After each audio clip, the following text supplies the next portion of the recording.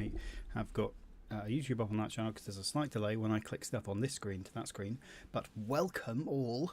Hopefully the lighting's okay. Oh, excuse me. Welcome to this, the launch party for Trollgrave. Ta-da-da-da! I've got copies up here, down here, over here. Very excited to have you with me, whether now or in the future, as this will be here for posterity. Got a few bits and bobs that we can go through today. I'll do a bit of a reading. I'll talk to you a bit about the book. But yeah, just really excited to have you here with me on release day. It's very exciting. Yeah, so welcome. Let's chill. Have you got a drink? Are you comfortable? I have some mead with me here. You can't really tell from this direction, but it's red. It's blood mead, which has got lots of berries in it, no blood in it. But I thought that would be nice and thematic for Trollgrave, the berries and the mead especially. So cheers, skål for Trollgrave from released. That's very nice, but also tastes quite powerful, so I won't be having too much of that. Don't worry. Right, I can see the live chat if anyone wants to ask any questions or anything like that, but otherwise we can have a chat about the book. So for those of you who don't know, it's another Windborn saga. So Windborn up there is they're both Norse-inspired fantasy books. They're both standalones, so you don't have to read Windborn to enjoy Trollgrave. I hope you do both, but you definitely don't have to. The characters and everything in Trollgrave are completely new there.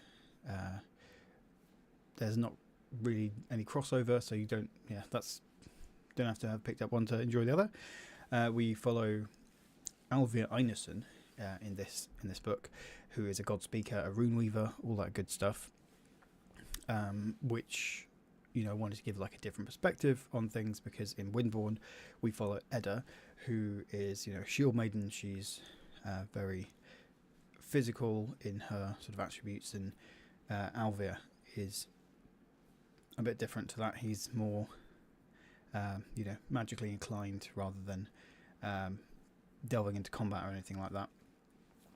You might have seen earlier today that I had showcased a trailer for the book, which I thought was pretty cool. So I thought we could start off with that, and it shows off a bit of the art from the cover, from the front and the back, and then I can show you how it looks in print, and then we can talk about the process of the art as well. I can go on a bit more about the idea of Windborn Trollgrave. It's because I just looked at that out the corner of my eye. And then do a bit of a reading from it as well. So yeah, let's see if we can get the trailer to work, shall we? Enjoy.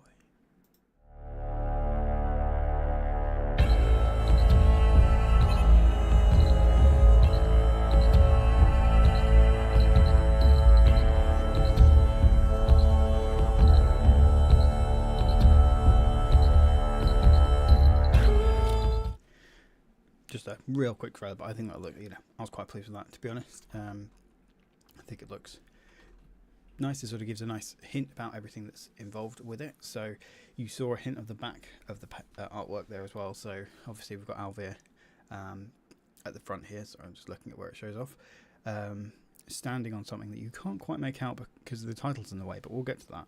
And then on the back are the figures and that battle that we saw briefly in the trailer there.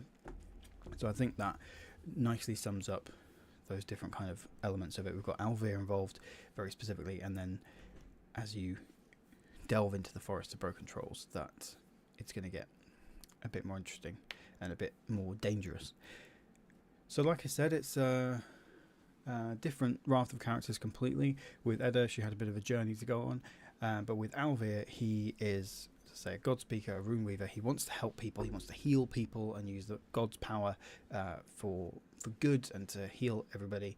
And we meet him in the first chapter of the book, where he's managed to not quite save somebody he's managed to ease their suffering with the god's power and his own runecraft, but not save them completely. And that drives him on to see if he can find more power, more runes to save everybody that he can. I wanted to look at a rune weaver, somebody, and a god speaker as somebody very different for this first person perspective, this character for this second Windborn saga, because it provides a very different perspective from Edda, who, you know, as I said, is very, you know, good with an axe and a shield, whereas Alvir is much more delicate and, you know, has barely wielded, you know, a knife on anybody and barely raised his fist in anger, certainly when the story starts. And because he's a god speaker as well, if you're not sure, if you haven't read either of the books, the Windborn within the story, as they're called, are warriors who have been resurrected by the winds. So these are the gods' ancient enemies trapped in the Northern Lights, basically, kind of like Tartarus. And the winds find warriors and they sort of resurrect them and give them essentially superpowers. So these are superpowered warriors driven by the engine of the gods' ancient enemies. So Alvir finds that suspicious at best.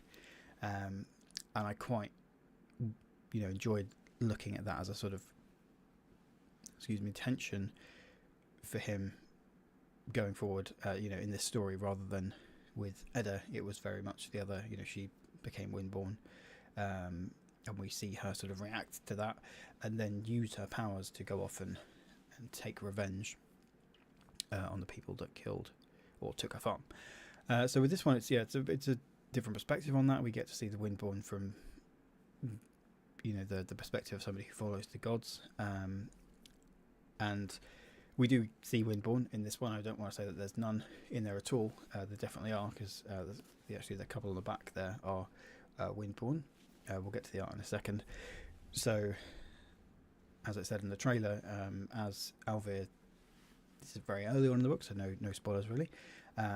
Alvir goes to find his new, he goes to seek an old mentor to find new runes and things from at the capital, and he discovers that a god speaker has gone missing, and she has gone missing in the Troll Beolvid, which is the forest of broken trolls. And Alvir desperately wants to go in, you know, alone. He's very confident that the god's power is enough to keep him safe and to do what he needs to do. But the, you know, chieftain of the village that the god speaker, the missing god speaker, has come from, is having none of that, because, you know, she doesn't want to lose two god speakers. You know, losing one is unlucky, but losing two is just poor management.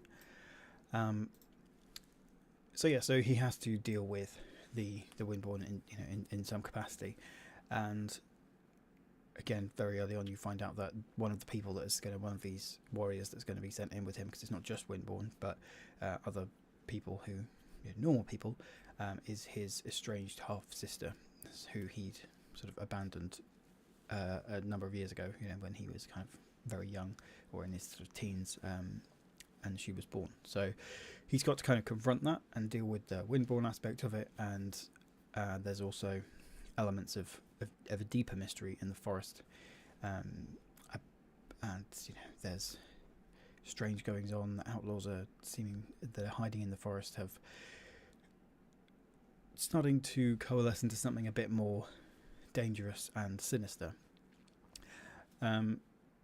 So as I said, we'll maybe touch on the artwork as well. I know we did this the last time we had a launch party for Windborn. I think it's, you know, the book looks amazing. You know, I'm so chuffed with the sort of the typography, and it goes all the way around. So I want to give all due credit to the artist, Raf Lomerton, and the designer Sean King for that. So as we did last time, I can show you sort of the process of it all. So for this one, I think I did the same for Windborn as well, but I sent the artist Raf a Pinterest, like just pulled a load of images to kind of take inspiration from and sort of show the vibe that I was going for. And obviously he did Windborn as well. It's the same artist and the same designer, so he kind of knew, I think, you know, we want to make sure that it looks similar in layout and everything. So yeah, let's see. I should be able to spend some time trying to set this all up. So in theory, once I click my fingers, it should be able to show you the Pinterest board that I made. let's give it a go. Perfect. Love the clicks. So yeah, this was the Pinterest board that I made and just sent it to him. Obviously, as I say, I pulled out Windborn first because we want it to look similar. And you can just see I've got these kind of figures that were to be sort of inspire Alvir's figure as well, like these, you know, Viking, Norse, shamanistic figures.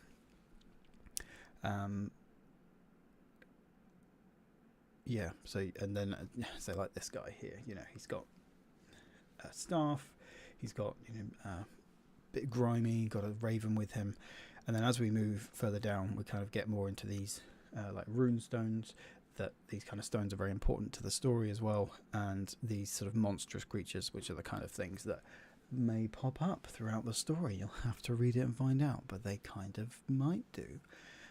Certainly, you know, these mysterious outlaws with skulls on their heads. So I wanted to pull those kind of images together and, yeah, showcase the kind of vibes and thoughts that I had for it. Right, let's give her that. So yeah, that's what I wanted to we started off with, and I kind of showed him that this is the ideas and the threads that I'm pulling from, and I wanted to have these rocky, dark forest, and then on the front Alvir, because he's the main character, it's first person perspective, and then we can really focus on him for the front, and then maybe at the back we have this scene, as we did, of like a fight scene in the middle of the forest. So again, I pulled all this like stuff so we can go through. So I sent him that, and eventually then Raf sent me some sketches for ideas. Again, if you were with me for the Windborn launch party, this is a very similar process. He sent a few sketches with different kind of perspectives. So let's try clicking my finger, see if it works. Oh, it does. Lovely. So for this one, you can see there's 4 different ones there. Yeah, and I mean, they all look great. Like, they all have very strong vibes, the kind of vibes that I like and was going for. And I'd obviously given him a guide on, yeah, the kind of character that we wanted for Alvir. And I think in that all those sketches, you can kind of already see the kind of, you know, the final cover that we've got to. So I really like, you know, all of them. But you can see in A, B, and kind of D, and a little bit of C, that Raf has put a tree in the middle to cut the 2 scenes apart, which I think was really nice. It just gives a nice black sort of space for the title to go on the spine. So I think we picked sort of the one from D on the right hand side, so the figure of Alvir from the one from D, and then the A, the sort of scene on the back. I really like that, as it feels quite dynamic and you're sort of up in the action, as like B is a nice overview, but you're not quite as up in the action of it. So we moved up, and what I like about working with Raf is that you'll kind of not hear anything for a couple of weeks, and then he'll just send you something. It's like, oh yeah, I've been working on this, don't worry about it. And then he'll send you like this, and it's like, this is my rough sketch, and it's just, you know, I mean, I've just shown you the cover. It's basically there. So that's I'm always amazed at like getting that back, and it's really just amazing to me that, you know, you ask these people ask the illustrators and artists to do something, and they just create this from scratch. It's just magic to me. Now here is a kind of, you can see some of the details that's lost under the title and the typography of the cover a little bit, because this is very much, you know, we just added a few fine details. You know, he cleaned up the backgrounds and stuff and added some magic around Alvir. But you can see that Alvir is standing on a troll stone, basically. So you might remember from Windborn, very briefly, Edda travels through the forest of broken trolls, and then she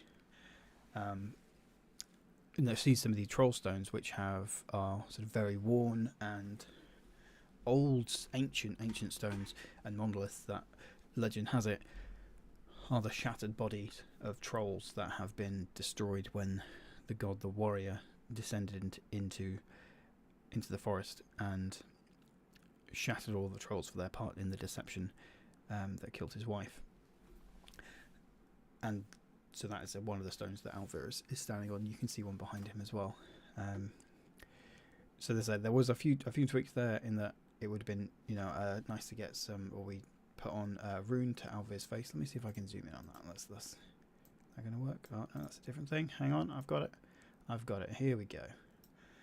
So yeah, we wanted to make Alvir pop a little bit more, so we've sort of extended that little glow you can see on the staff, and then those are those faces that I was talking about, which yeah, just I know Timmy likes that.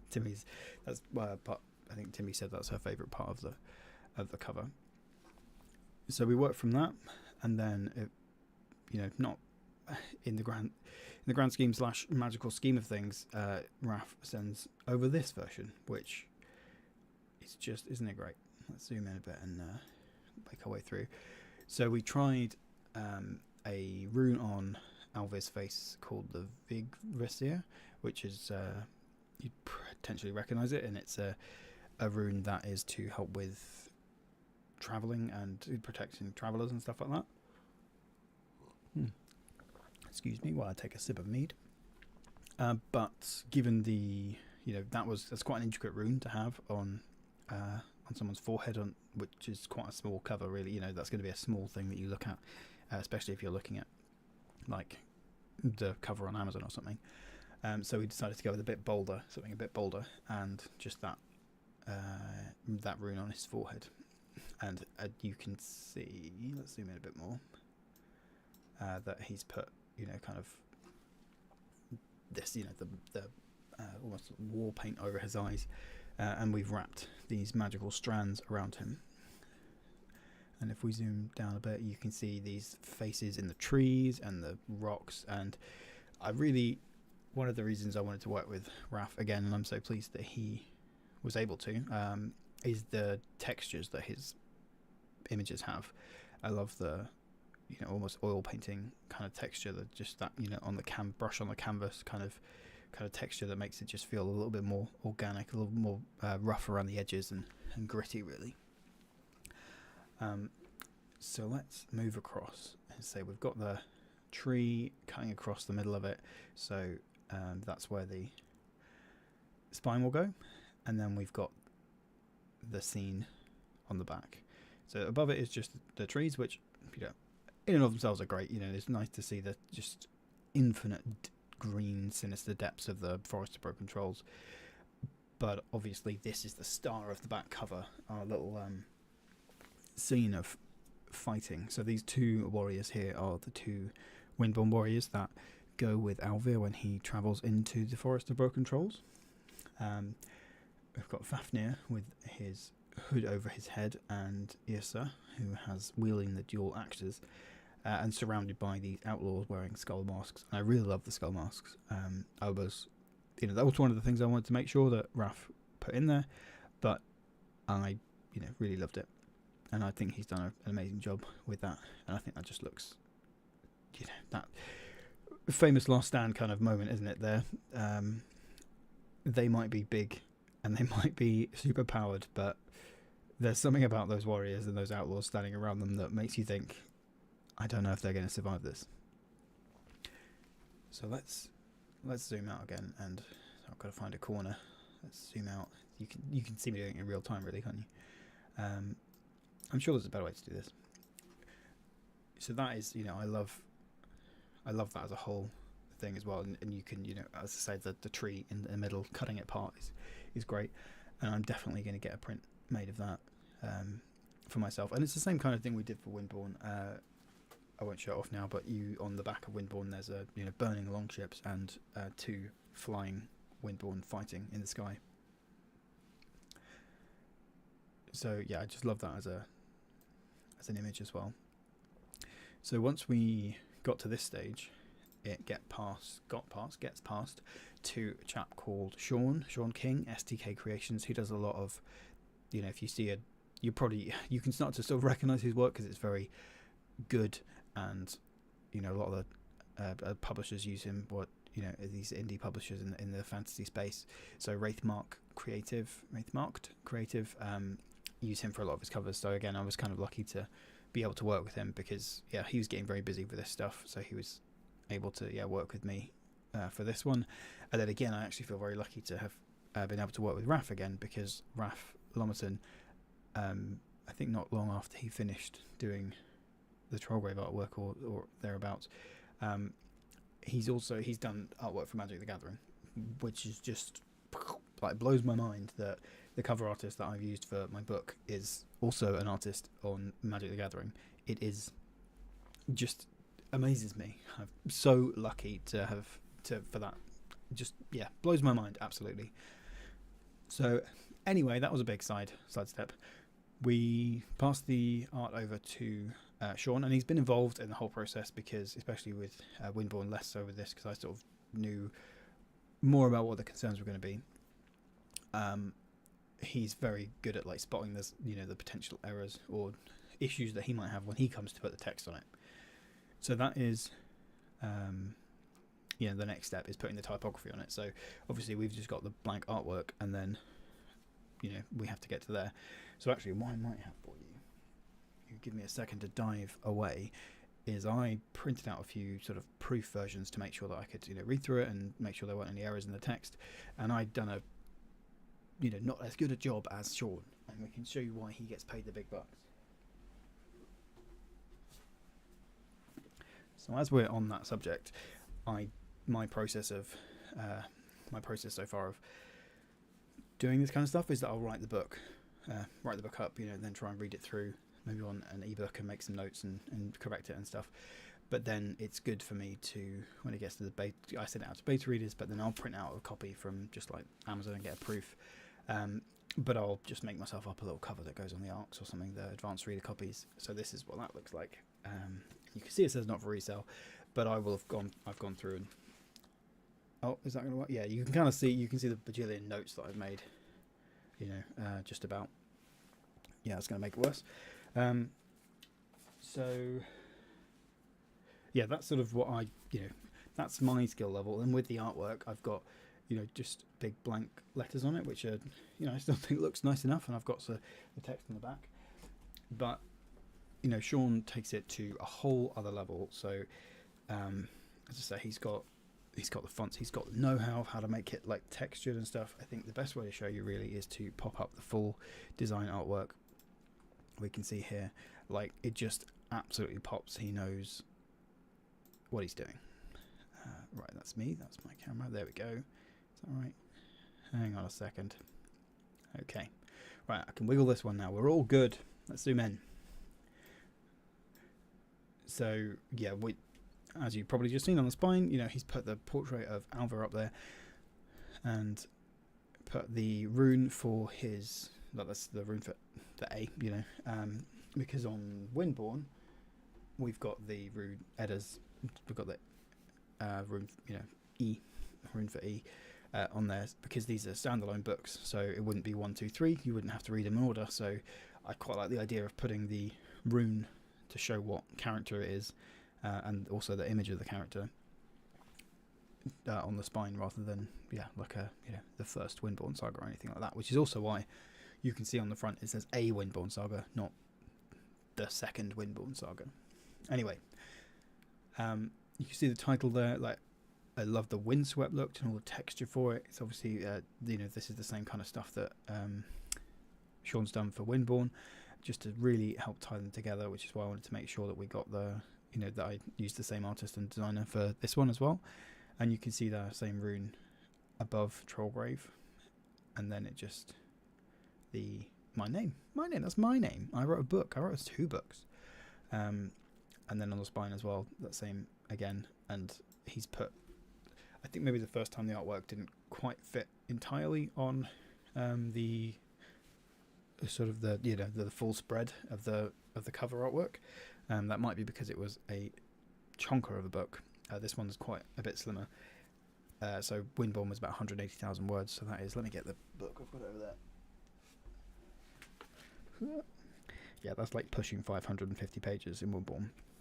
Whereas Trollgrave is a bit slimmer, and it's about 140,000 words. So it's just pushing over 400 pages. So it's about 100 pages slimmer. Still just as much bang for your buck. Don't worry. Yeah, so anyway, that was potentially why he had to do that in the first one, and then this is, keeping it in sync with that, which I do love. It's this Norse carving on it, and the wave sort of woven pattern above it is really lovely. And then he's put the barcode on, and we make sure that Raf and Sean as ST Creations are properly credited. Yeah, and again the rune, and then we've got the blurb there, which I'm sure you're familiar with, but something stirs in the forest of broken trolls. Despite all his skill in healing and runecraft, Godspeaker Alvir Einarsson could not save everyone. In the wake of failure, he seeks aid from an old mentor and witnesses a wave of darkness sweep over the land that, for a single moment, extinguishes all magic. In the capital, he discovers a fellow Godspeaker is missing, and that the streets are swarming with Windborn, resurrected warriors gifted with supernatural powers by the god's enemies. Answers await in the forest of broken trolls, but within its sinister depths, even the god's protection may not be enough, and no more so than now, when the god's strength may be fading, and dark powers are on the rise. One thing is certain, Alvir Einarsson would rather die than let the gods fall. Trollgrave is a standalone Norse fantasy filled with fanatical outlaws, strange magic, and vicious monsters. The terms and conditions voice at the end there probably undercuts some of the tension, but that's fine. We're having a party. Shouldn't be too much tension at a party. So yes, and then that's the process. Basically, he says with that, I say, "Yep, that's amazing. Thanks, Sean." And we go to print essentially. So that's the outside of the book. Who knew it would be so easy? Basically, because I pay other people to do that for me. Should we get rid of that? Yeah, let's get rid of that. Yeah, so that's basically the process for the outside, which, yeah, I'm incredibly grateful to be able to work with Sean and Raf for these two things. Raf's artwork is really great. As I say, I love the texture that he gives to all of his artwork. I can't believe he's a Magic the Gathering artist. That's crazy to me. And again, same for Sean, really. Very grateful to be able to work with him because he's so busy and just in demand and so good at what he does. Should we pause for some water and mead?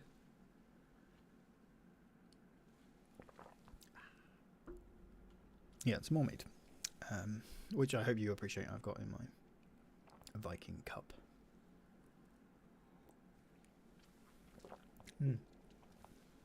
Now, talking of drink, let's talk about food. So last book, it wasn't last year, I did some round shield cookies to celebrate the release of Windborn. This year I wanted to try and do something a little bit more thematic.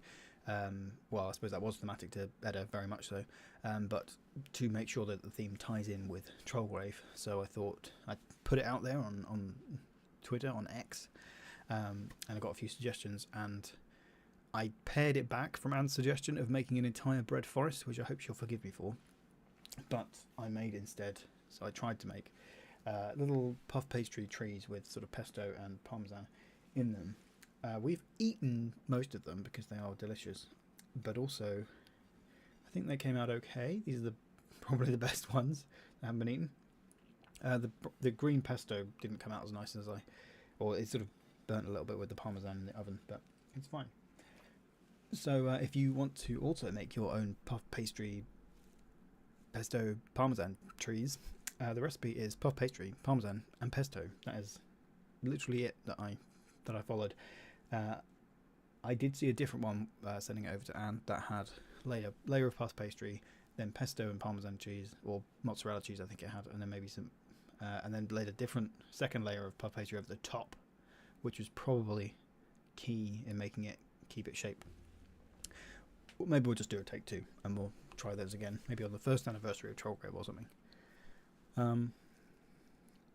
Yeah, what else should we talk about?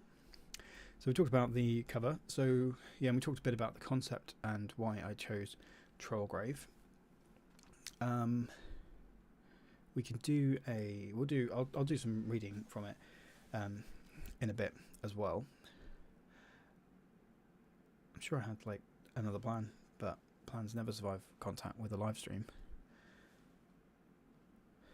I'm also more used to, like, now I've started doing some YouTube stuff, I'm also used to being able to just pause and think, and then I can edit that out, but I can't edit that out here.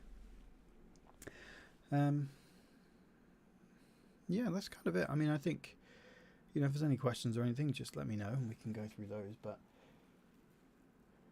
guess I could. Yeah, we did the outside. I mean, the inside is. You know, I talked about the concept of it. Yeah, I wanted to pick a different character. I think there might be maybe another Windborn saga in me. You know, with Windborn we followed Edda, and she sort of travelled across the Fjordmark, as it's called, seeking her revenge.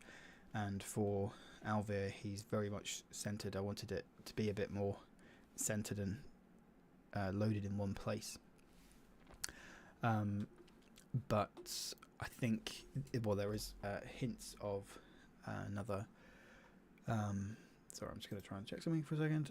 There are hints, or yeah, hints isn't the right word I want really, but there's another place referred to in Windborn and in Trollgrave a little bit, which is called you know, the Empire of Bones, which is a fallen empire, such as they are in the trope.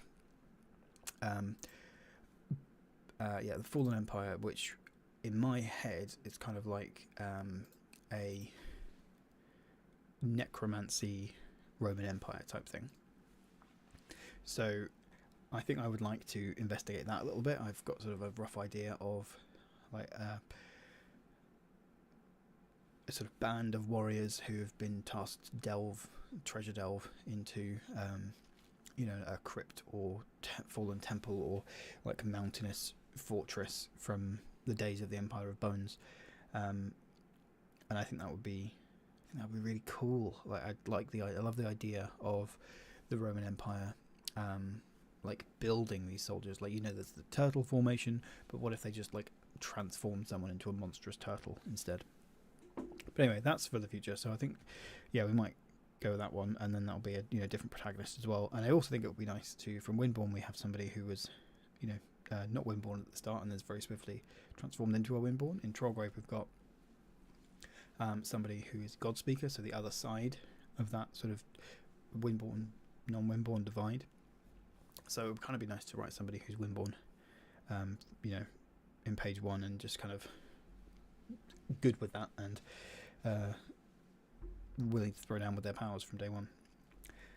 But I probably shouldn't talk about books that I haven't read and haven't written, and books that I have. So yeah, is there anything else you know we should chat about? I think maybe we'll just dive into a bit of a reading, really.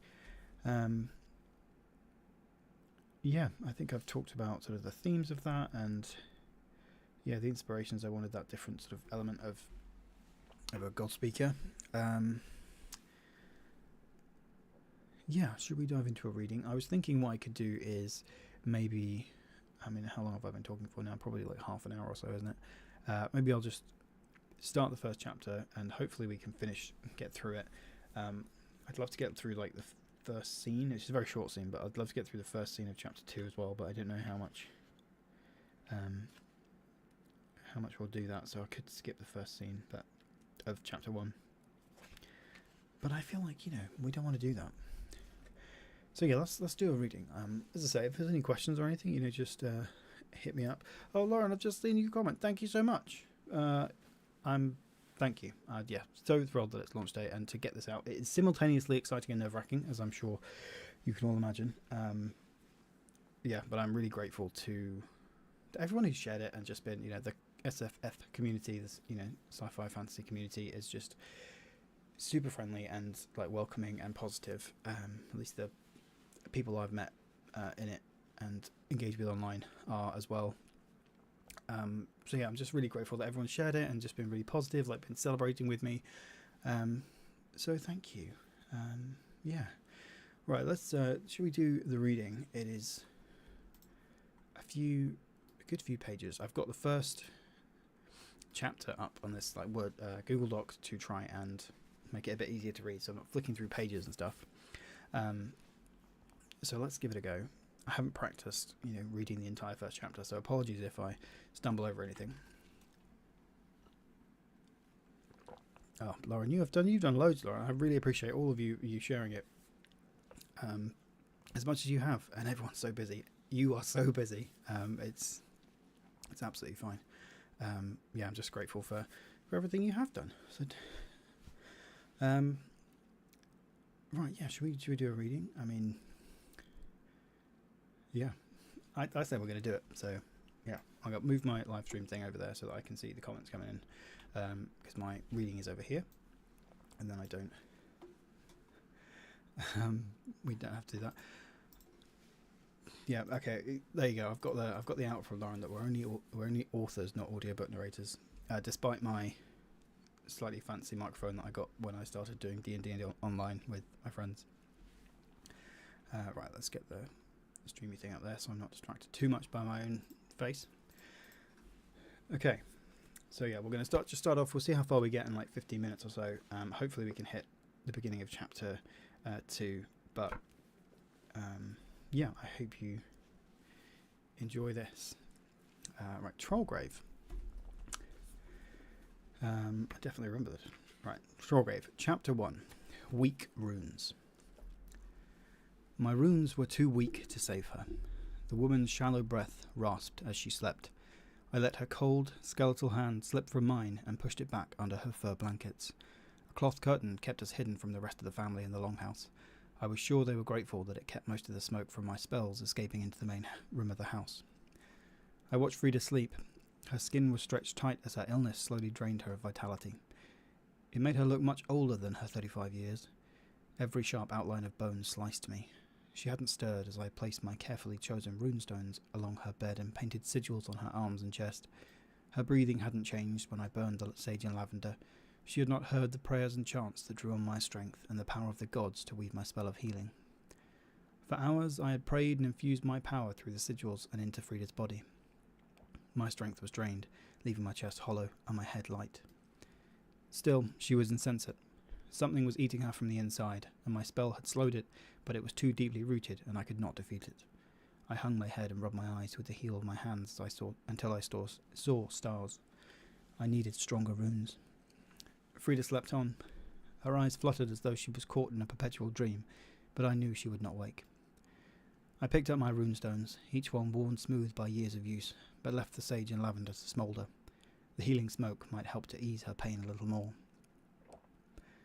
With the stones gathered and my staff retrieved, I could no longer put off facing her family. I brushed a sweaty strand of hair from Frida's face, then stood and took a breath. I tried to summon my God-Speaker's bearing, standing straight and tall, wisdom and kindness in my eyes, and the strength of the gods behind me. It took me a moment, but I found the familiar weight of my experience and the god's strength within myself like a tree's heartwood, strong and deep.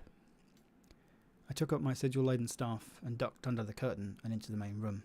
Frida's husband, Sten, stood to face me as I entered. "Godspeaker Alvia," he said. "How is she? Is she getting better?" Fear soaked his red-rimmed eyes, and he clenched and unclenched his fists with worry. "I have eased her pain," I said. I put my hand on his shoulder and squeezed to try and give him some comfort. "She needs rest now." "Of course," he said, the words nearly shattering into a sob. "Is there more you can do?" "Perhaps." I broke away from his pleading and looked over the house. It was much the same as the countless other homes I had visited across the Fjordmark. A dying fire glowed in the long hearth in the centre of the room. Woolen blankets stained with memories of spilled food and drink were draped across the furniture. A half-prepared meal lay on the table, forgotten when I had appeared. The door banged open and their teenage son clomped into the house. He tossed a wooden mallet onto the floor as he came in. "Dad, I've fixed the—" He stopped when he saw me, hurriedly shoving a bunch of flowers behind his back. I could not blame him. Many paused, unsure how to react when they first saw me. At a glance, they saw a tall, cloaked figure with runes tattooed across his arms and face. People relaxed once they saw my arm ring, cunningly crafted from 3 interlocking pieces of wood that symbolized my status as a god speaker. "A leaf," Sten began, coughing to clear his throat. Now that his son had returned home, he straightened and wiped the tears from his eyes. He took up the mantle of the strong father as best he could, no longer the grieving husband from a moment ago. "This is Alvi Einarsson. He's a god speaker. He's here to cure your mother." I winced at the introduction. I helped wherever I could as I travelled from place to place, whether it was a simple homestead or a lavish mead hall, but I was still not sure if I could cure Frida. "I will do what I can," I said, and stepped forward to shake the boy's hand. "It's good to meet you, Leaf."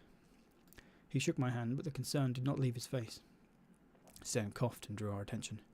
"There's food, Leaf. Not as good as your mother's, but—" The word bounced around the room, which suddenly felt too large and empty. "It smells good," I said, cutting across the silence before it turned into grief and swallowed them whole. Oh, thank you, Godspeaker. You're welcome to join us, of course. Sten dragged a stool to the table.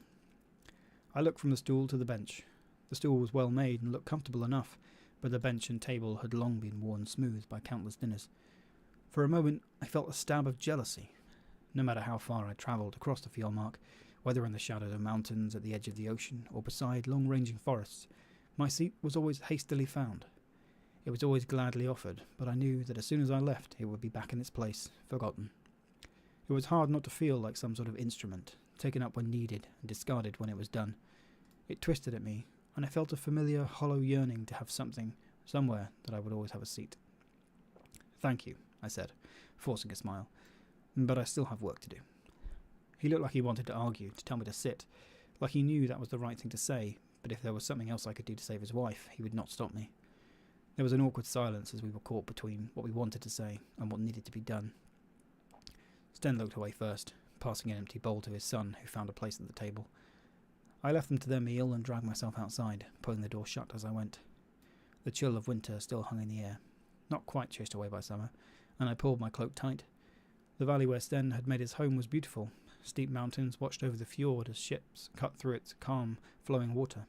Trees bristled over the mountain's low slopes, painting the world in clear bands of blue, green, and snow-mottled grey, before being capped by the bright, endless sky. Such beauty ahead of me, and such grief behind. I took a deep breath and closed my eyes. The wind brought the scent of the forest as it tousled my hair. I pushed my senses down, felt the slippery mud under my feet, and opened myself to the magic. The god's power suffused the world, strong and stable. It felt like I stood on the solid stone rather than slick mud. The surety of it centered me. My breath came steady and slow. My thoughts calmed. I needed stronger runes to save Frida. We were close enough to the halls of the High King that I could journey there and back within a few days. His personal godspeaker, alias Gudrun-daughter, was a powerful and experienced runeweaver. She may have the knowledge to save Frida. I watched a gull cut across the valley and noticed something grey and unyielding trapped within the treetops, dancing in the stiff breeze. A colossal stone by the fjord's shores. A godstone. I tapped my staff against the ground as an idea began to form. I could not save Frida, but perhaps I could give her more time. I glanced back at the longhouse, then set off to the godstone. Once I was free from the clawing emotions of the longhouse, the urgency prickling against the back of my neck eased. I had softened Frida's pain, and there was nothing else to be done from inside their home. Sten's well-intentioned but suffocating concern left no room for me to think. The godstone was the perfect opportunity for me to centre myself and find another way to help. I followed the well-trodden path down to the fjord. It wound through the edge of the forest, but never so deep into the woods that the glistening water disappeared from sight. The path curved towards the shore before I reached the godstone. I imagined Sten's family often wandered down to the water to skip stones, swim, or watch the longships pass. The thought strengthened my resolve, and I prayed to the wanderer that I could use the godstone to give Sten more time with his wife, and Leif more time with his mother. I walked parallel to the shoreline, but kept to the edge of the woods, stepping over old pine needles and rotting twigs, and before long, the godstone appeared between the narrow tree trunks. The trees fell away as I approached, as though the woods themselves kept a respectful distance from the colossal monolith at the edge of the beach. The godstone was, at first glance, a pillar of rough-cut stone about 10 paces wide that stretched taller than any tree I'd ever seen. As I drew closer, the runes etched across its surface became clear, each one a carved line that had been layered upon countless others. Years ago, I had tried to decipher all the runes on a godstone by the Black Lakes. I had spent days muttering, memorising, and drawing runes I could see, but it was still not enough. I could not translate the runes. I could not understand them. Some found the unknowable magic saturated into these gargantuan stones unsettling, but they were wrong. It was reassuring. The legend said that the godstones had been made by the gods to protect us from savage spirits that haunted the wild parts of the world. The gods had pressed these colossal monoliths deep into the earth like pins into cloth and saturated them with their endless power to ward off the feral and unknown spirits that stalked the wilds. It showed us that the gods' magic was endless, undefeatable, and that they used that strength to defend their mortal children. The legends told us all this, and if we could never understand it, then so much the better. If the gods' magic could never be unravelled, then the gods' enemies would always fail. I paused to drink in the side of the godstone, and felt the last echoes of my doubt fall away. Excitement shivered up my spine as I came up to the ancient monolith. Its magic thrummed through the air, making the hairs on the back of my neck and arms stand on end. When I lay my hand against its smooth surface, it was warm, as though it had absorbed a day's heat. This was a quiet strength, invitingly warm, with a deep power that seemed infinite and inexhaustible. The gods were with me. They were with us. With their help, I would ease Frida's pain. I set to work, pulling things from my pack and laying them beneath the godstone with meticulous care. I threw some ingredients in a bowl, dirt from under Frida's home, sprigs of rosemary, salt taken from the Black Lakes, and added a splash of water from the fjord. As I mixed them together, I noticed a silhouette flitting in the sky above the fjord. I glanced up, wondering if it was some seabird caught on currents that cast it inland, then frowned. It was a woman. Her cloak fluttered as she watched me work from her sky perch. A windborn. One of the unlucky few who were resurrected by the winds, the gods' ancient enemies, and given strange, unpalatable powers.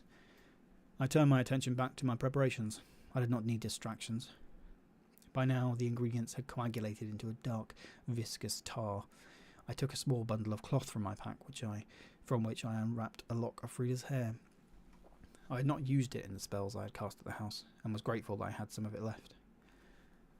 I stared up at the godstone from where I knelt at its base. It seemed to take up the entire world. Usually, a spell must be woven again, as the magic that sustains it fades. If I could cast a spell that drew its magic from the ageless, infinite strength of the godstone, like a river powers a mill, then even if I could not cure Frida, I could at least ease her pain. I closed my eyes, rested my fingers in the bowl, and began my spell work. Hear me, Father, wisest of gods and master of the secrets of magic. Lend me your strength, so that I might ease the suffering of Frida Eosdottir. Pressure built against the back of my eyes as the magic started to flow through me. My bones grew warm, and my hair stood on end. The gods were listening.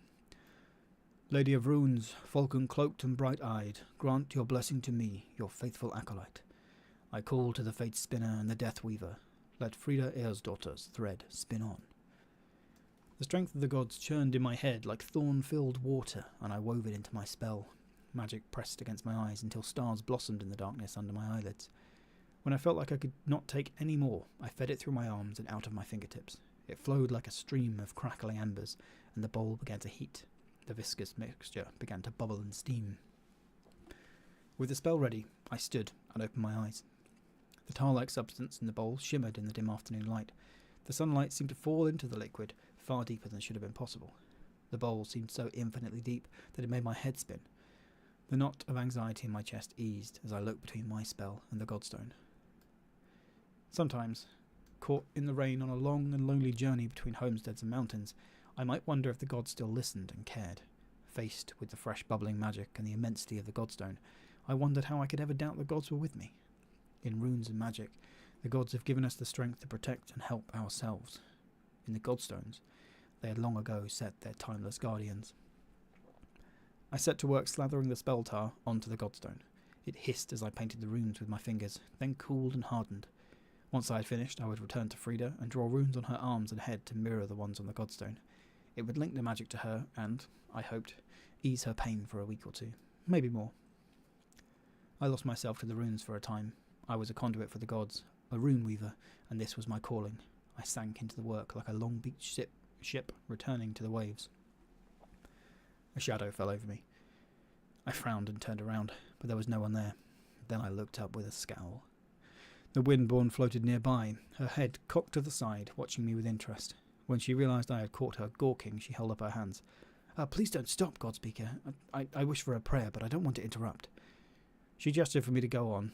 I turned back to the godstone, still scowling.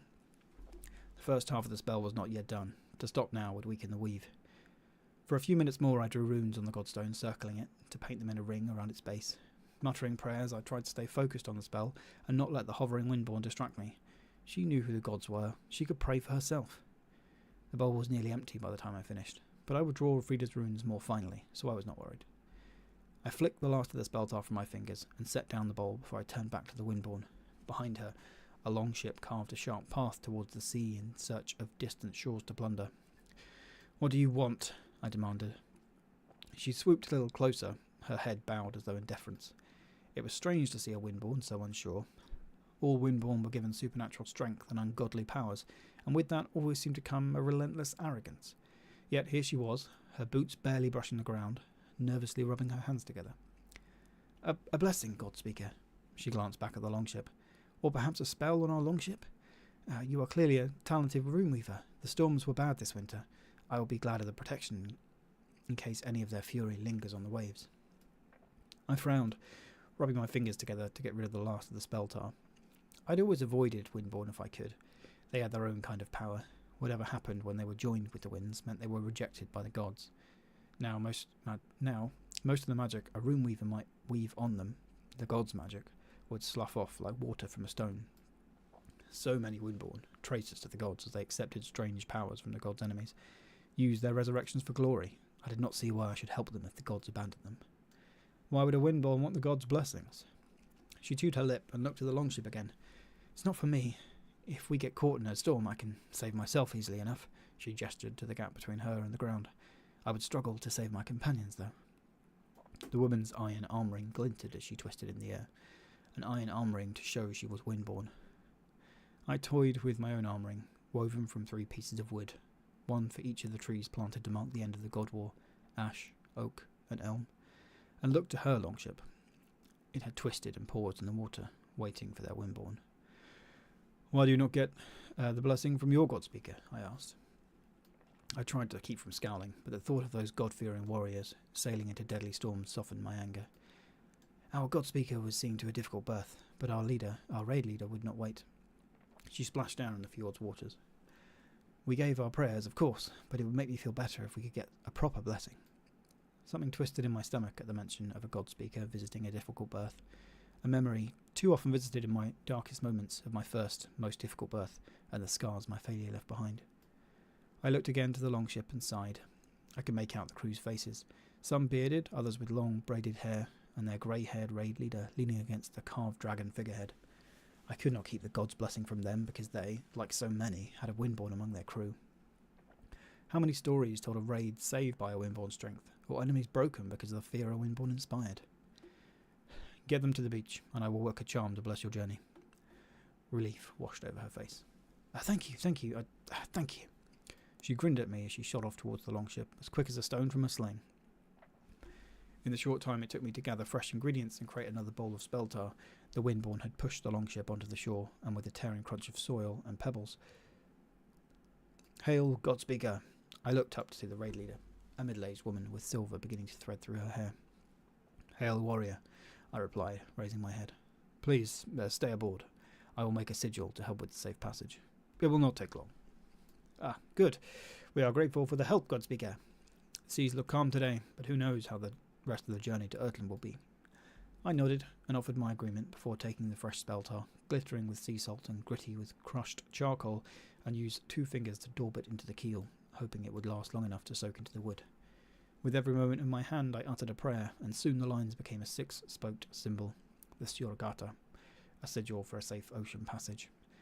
At the end of each of the spokes I drew runes to strengthen the casting, and then I moved to the other side of the keel and mirrored the sigil. I pushed a little magic into each grainy painted line, layering the god's protection on the longship like varnish. When I was done, I leaned back to examine the sigils, satisfied. The Windborn swung around to hover behind me. I waved her off, unsure if the winds trapped within her would somehow sully the casting and unravel the carefully woven threads of my magic. I looked at the crew. At first they had tried to watch me work, but soon realised the keel blocked their view, and now they were bored, picking at their nails with knives or braiding each other's hair. The raid leader watched me expectantly. When she caught my eye, she shot me a look that asked for more than silent sigils. I forced a smile. The gods did not need pageantry, but it seemed these raiders did. I took a breath and stepped back, raising my hands to the sky. The crew all shifted and turned to watch me with keen eyes. Father, I called, my voice sending a jolt through the raiders. Watch over these travellers as they brave the whale road in search of plunder. Mother, grant these souls your protection as they prove themselves on distant shores. Warrior, strengthen these warriors' arms as they charge into battle and sharpen their blades. Hear me. As I ended my prayer, I pushed a final thread into the bindings to seal the spell. A fizz rippled through the air as the god's power flowed through me and into the runes. The raiders cheered and pressed charms to their lips and offered prayers of their own. The raid leader leaned over the side of the longship and grinned. "There's no way we'll sink now," she said, and turned to her crew. "Let us sail. The gods have blessed us and the waves are calm. Let's show those fucking Outlanders what we're made of." A strong binding, the windball called from behind me, barely heard over the noise from our crewmates, and a worthy prayer. "Thank you, Godspeaker." I nodded and forced a smile through pressed lips as I packed away my components and ignored the windborne as best as I could. When she realised that I was not going to respond, she set herself to the figurehead and shoved the longship back into the fjord. Water sprayed up as the keel sliced through the shallows and then out into the calm waters. More cheers as they unfurled their sail and pulled away, carving a path to the sea. The windborne hovered a little way from the shore, watching me. I raised a hand, half a wave and half a dismissal.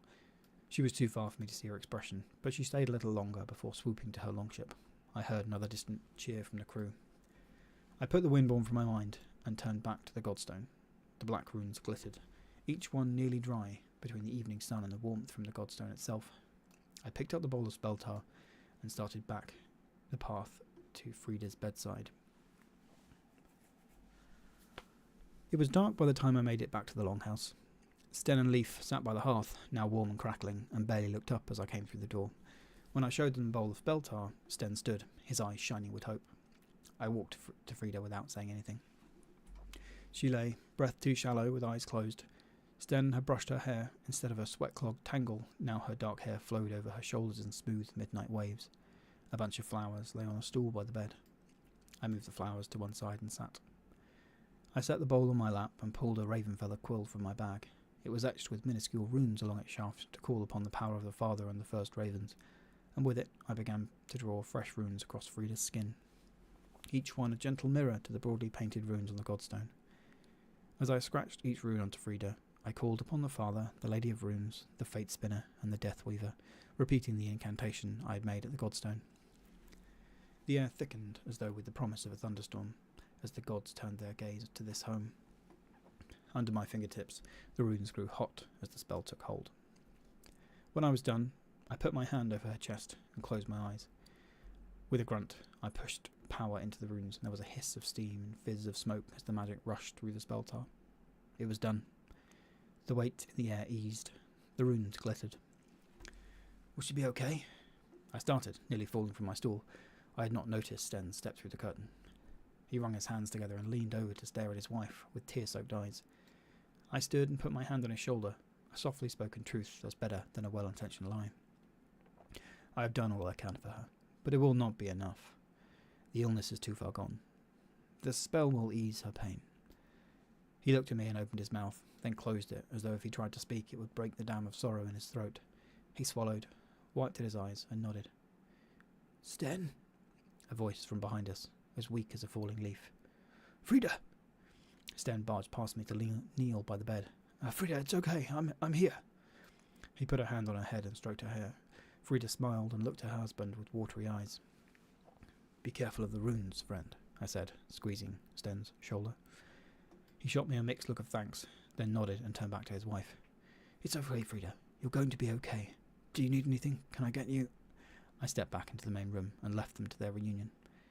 Leaf stared at me with wide eyes. I shot him a soft smile and nodded at the curtain blanket. "Your mother is awake. She is still weak, so try not to overwhelm her. Give her a moment before you go to see her." "Will she be okay?" I swallowed and looked into his eyes, so full of fear and hope. I shook my head. "She will be better for a while. You will see the runes on her. They are to ease the pain." Leaf sniffed and stared at the curtain. Both husband and son were fixated on the opportunity to speak with Frida one last time. I was forgotten. I nodded and made to leave. There was nothing more I could do here except impose myself upon this private moment, and I would be comfortable enough camping on the roadside. As I reached the door, I heard Sten's voice. "Leaf, your mother wants to see you."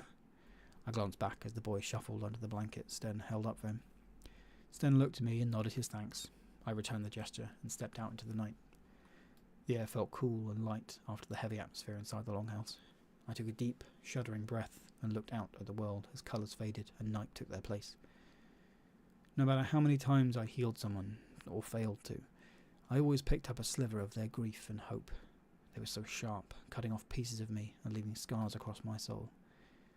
Memories welled as I walked away from the longhouse. I thought back to my own motherless years, and those I had inflicted it on others, despite my best efforts. At least I had given Leaf the gift of a farewell. I shook my head and pushed the memories away. I looked back.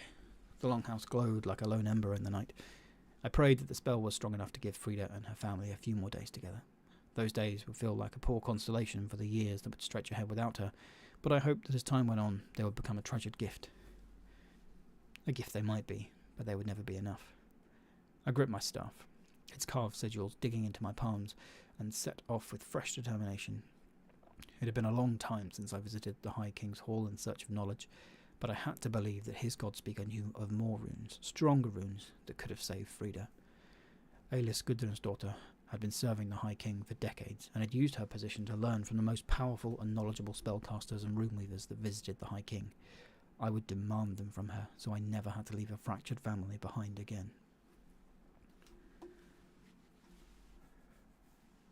Cool. Okay, that was the end of chapter 1. Cool. I just seen that Lauren has left us, but thank you for joining, Lauren. I will. Thank you so much for joining us. I feel like we could do the next bit. It's not a very long next chapter, but I hope you enjoyed chapter 1. That's I hope that gives you a sense of Alvear and his drive to be, to be better, find more runes, so he doesn't have to leave people without mothers or loved ones. I feel like we can do the first bit, right? Should we do the first bit? Yeah. This is just before, so we'll pick up chapter 2. A task for a Godspeaker.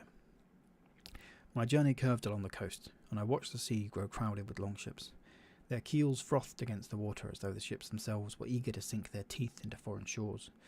My destination, however, was closer at hand. After a few hours, I found the familiar paths that would take me to Convold and Godspeaker Alis.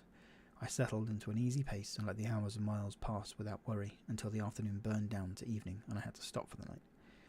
I made camp close to the road, picking a spot where I could look out across the open valley with the dawn, and settle down with some cool water. These quiet nights were precious to me, especially after a challenging day when my spells were not enough. They gave me the space to centre myself. I summoned my second sight, and the shadows beyond the campfire were banished, replaced with shimmering, opalescent colours. The trees around me glowed with slow-moving emerald light, and small figures of pearlescent light hopped from branch to branch or scuttled through the undergrowth. Spirits. I smiled and made a note to leave a small offering in the morning. I stood and looked out into the valley.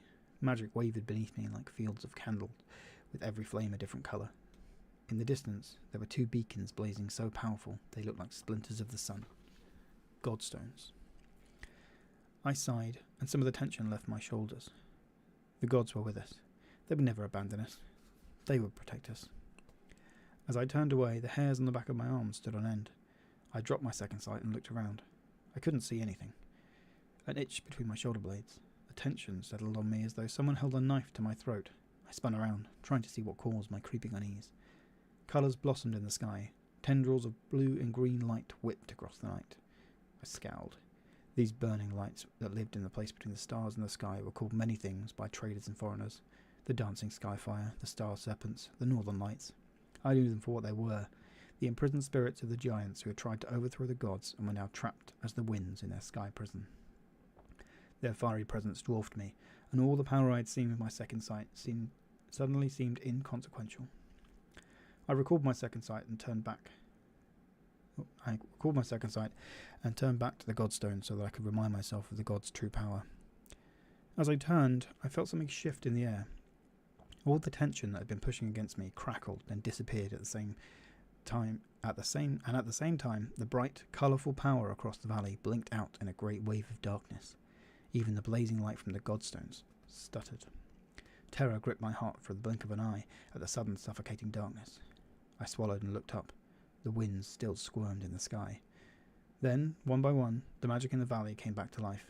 It took long minutes for my breathing to return to normal, and I could not take my eyes from the valley and the Godstone's light, terrified that the magic would disappear again. It wasn't until the winds finally faded, an hour later, that I managed to convince myself that whatever had happened would not happen again. I returned to my campfire, calm but still shaking. I picked up my water skin and with trembling hands and took a draught, then coughed and spat it out. Mud filled my mouth.